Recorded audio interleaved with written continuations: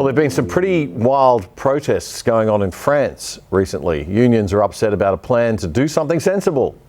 Every developed country in the world right now is dealing with one big problem: an ageing population and how to provide pensions and healthcare to this very important group.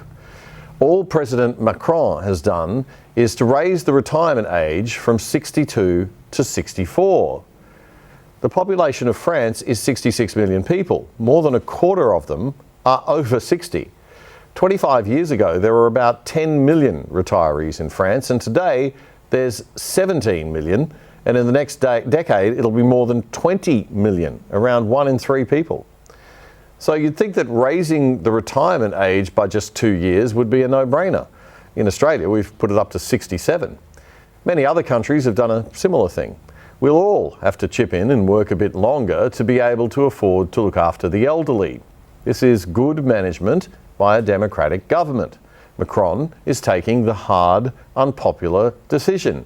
And, like all liberal democracies, when governments make tough, sensible, responsible decisions, we punish them for it. There have been school strikes, garbage strikes, transport strikes, you name it.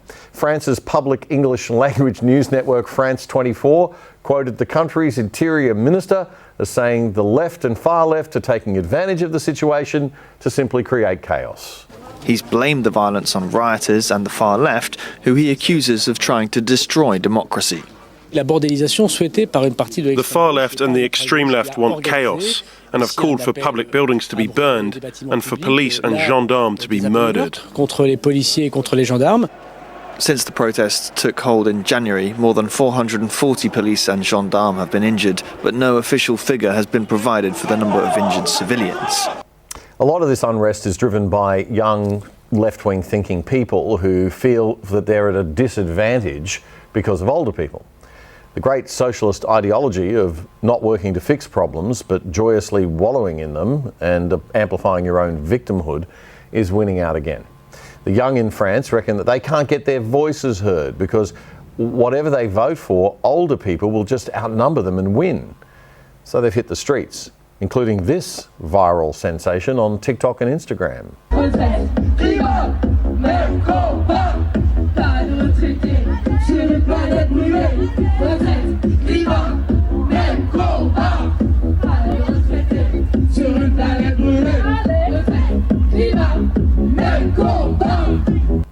Well, that is young Mathilde Callard, who's become known as the techno-striker.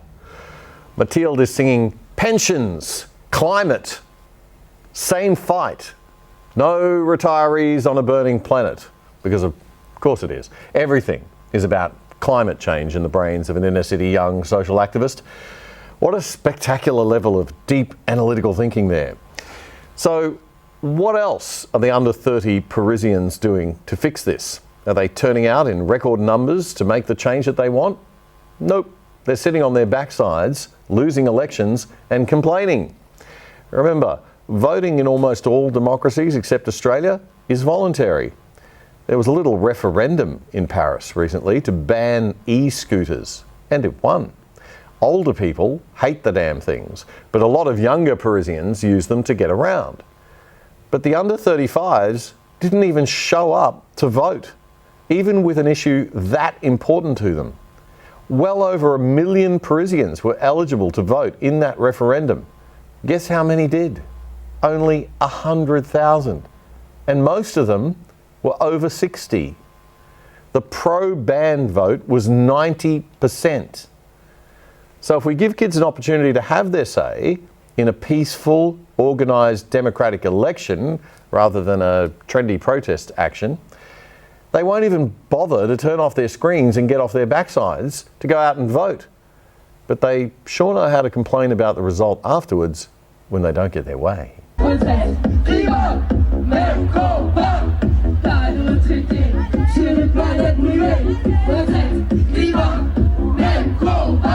If you enjoyed that content, there's lots more where that came from. The Other Side Australia is back every Tuesday and Friday on ADH TV and all good podcast platforms. It's your weekly short circuit summary of the best news commentary from Australia and abroad. Don't miss it.